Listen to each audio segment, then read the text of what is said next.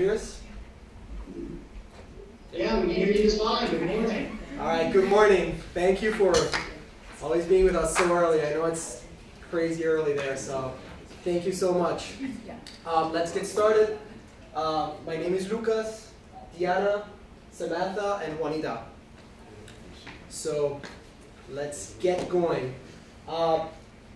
Last week, 2 weeks ago now, we did a mystery shopper assignment. Basically, we stepped in customer shoes and walked into the dealerships, both Mazda dealerships and Honda dealerships, and pretended to be customers, so real that we almost bought a car.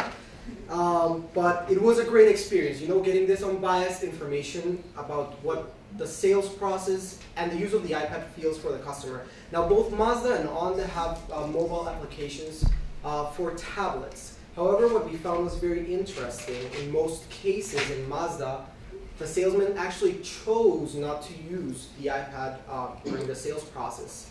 While in Honda dealerships, they deliberately don't use the iPad, but rather have it in a standalone kiosk where consumers can approach and then play with it, but it's not part of their sales process. They stick to the computer.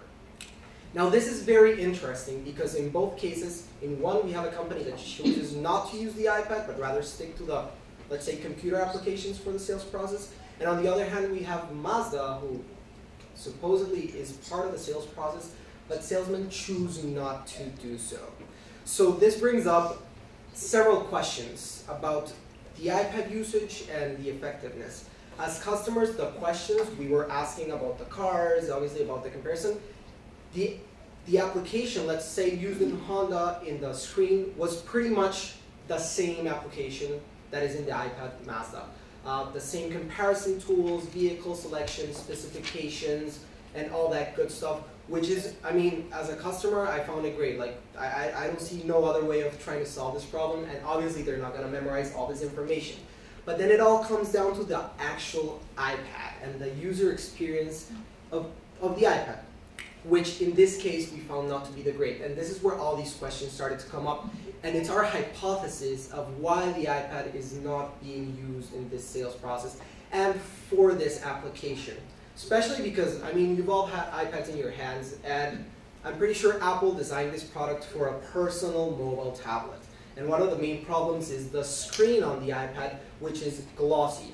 So when you're holding an iPad, I'm sure you see it, if you put it at an angle, you can't really see that well. Now imagine being in a dealership during the day where it's full of lights, all windows, and you have that glare going on. Now imagine using that iPad in the sales process, trying to share it with one customer, or maybe they come in a couple, or maybe it's the family. Just try finding the right angle for the glare and the fingerprints and everything for everyone to have a pleasant viewing experience of the information, which is highly valuable, provided in there. So it's really not a sharing device. Who has the power? Who has the control to move it around? Is it the salesman?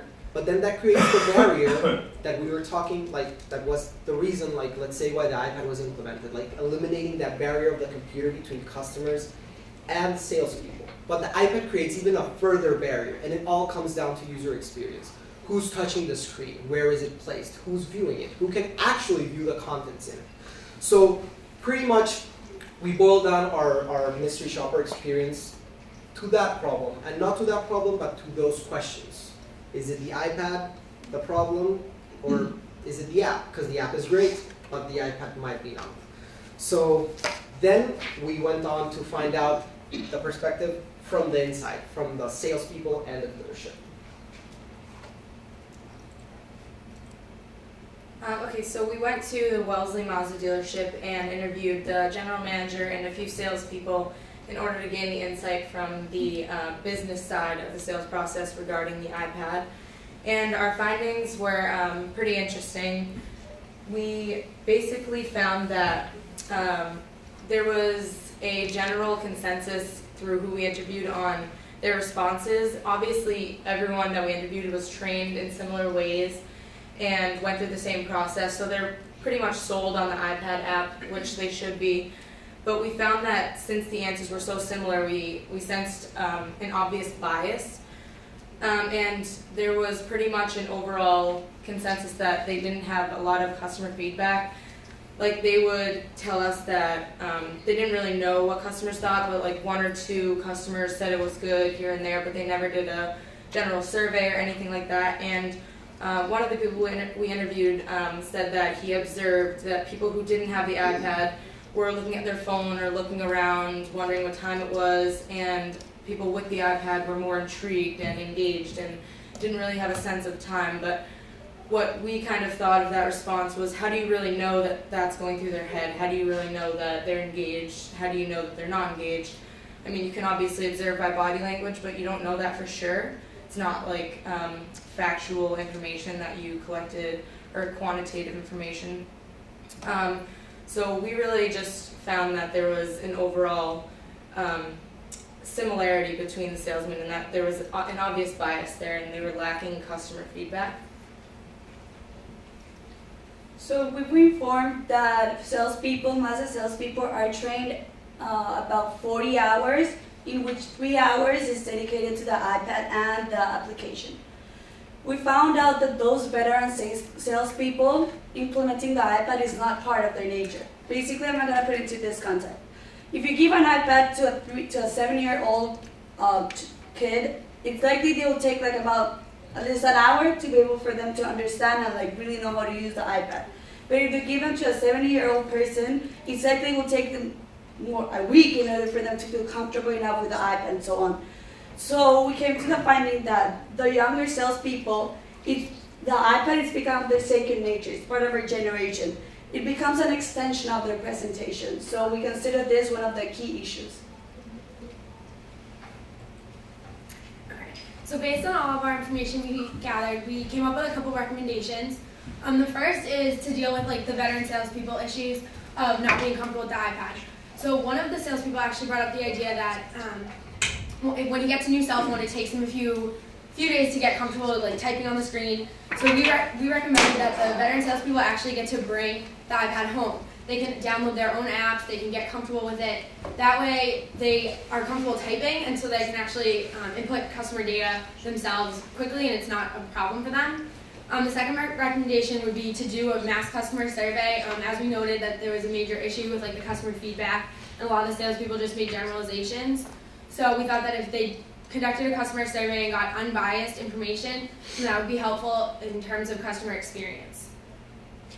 The last idea we wanted to touch on, kind of wrapping back up with what Lucas started with, was that we know that the salespeople think that it's really effective to use some sort of tool. They know that they enjoy having all the data available at their fingertips. They enjoy the mobility of it. The customers enjoy it. But at the same time, we don't know if we're getting the information based on the app or if it's actually coming from the tool that the information is delivered on. So that's kind of the question we have weighing right now is it the data available in the app, or is it the platform that's being shown on?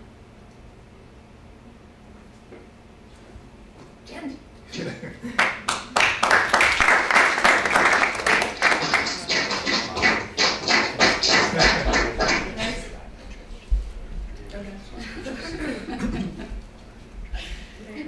Lawrence and team, do you have questions for the team paparazzi? Okay. Yeah, thanks very much. You did a great job, team. We really appreciate the work that went into the presentation. Let me give Robert Becky an opportunity. You guys have a question, please? Well, I don't think it's a question as much as I know you were saying Joe's on his way. Joe would probably be happy to hear that the consultants and sales team were consistent in their responses to the questions that you were asking. So I think that's a plus that his training is working into utilization, but definitely a good point. We're also spending a lot of time on our end developing tools that are going to be able to measure the consultant's time on or with the app. But we do, it's intriguing to think how we might approach getting more customer feedback beyond the J-Power Mimic survey that we had done, because that isn't something that we've approached. Yeah, Becky. I did have a question regarding the sales consultants that you did speak with. You had asked a question like who should use the iPad, should it be the sales consultant or should it be the customer running the show? So did they have any feedback, the sales consultant that you spoke with, regarding which they felt was more impactful? that's kind of where the question falls down, because there is yet no clear point. Like, the iPad is part of the sales process, and the information that is on the iPad is meant to be shared with the consumer. It's a complement, it's an extension to the presentation. It solves the issues. However, our questions were more based on who is actually using it, because the salesman is trained to use the application, right? The consumer is not. So technically it should be the salesman who is managing the, like, oh, you want to compare the vehicles? Let me show you where they are. And that's where our questions come from, because the salesman is the person who has the iPad in hand and is showing the consumers. And that's where the user experience problems like start to like stem from the salesman having it in hand rather than the consumer. And also, if we had asked that question, like, who do you think should use it? Either if we asked the customer or if we asked the salesperson, it would probably be biased either way. So I don't even think that that question could even be effective, because it'd probably just be based on trial and error. Okay, thank you. Just one thing to note, that every team visited different Mazda dealerships. So this team did their mystery shopping at one Mazda dealership, and the interviews were at a different Mazda dealership. So in the beginning, the mystery shopping had different results in terms of consistency than the Wellesley Mazda Right. experience. Which store did you guys go to? For the We did Wakefield. For It was mystery Wakefield. shopping. Yep. We did Wakefield for the mystery shopper, and we did Wellesley for the interviews. Okay. El Chow, it's me. I have a quick question. Oh, Yeah, yes, sure. Joe. Go ahead. Hey, Joe. Hey, I've been here for about 5 minutes, so sorry I was a few minutes late. No worries. We gotta get a camera on you. Quick question from the team regarding the Honda mystery shop that you went through and the standalone kiosk. Did you get a chance to witness anybody interacting with the kiosk, any customers, or was it just your team that had a chance to work with it and interface with it? Unfortunately, fortunately for Mazda, we were the only people in the Honda dealership at that moment. So we were the actual, we did stand in the kiosk, we did play with the applications, we actually have pictures of the kiosk and some pictures of the application per se. Pretty much the same thing, a little less technical because it's meant for a kiosk and it's meant for like actual consumer use. It's pretty neat, but then again, like the conclusion we got again from the kiosk being there and the application and the iPad being there is, why do they not use it in the sales process if they have the capability to do so? So that's pretty much it.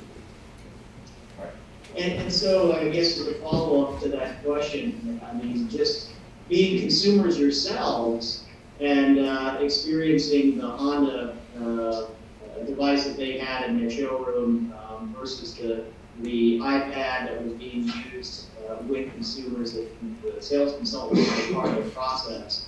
From a consumer's perspective, what did you feel? Did you like one versus the other? Did you like being in control? Or did you prefer to have somebody kind of presenting that material to you? In this dealership in particular, we had kind of like a computer placed in a way and manner in a table where we all could interact, and it was presented in that way. And what was in the computer was pretty much basically the application in the iPad, but in the computer. We really enjoyed it, especially because it was actually two of us in that dealership with the salesperson, and it was a friendly manner for us to interact. The only moment where we were like left alone with like no tool, device, or everything was when they were getting the test car, but then they left us with the actual car that we were going to test, like the car in the dealership, like inside the showroom, so we could sit on it and like play with all the buttons and turn it on and everything.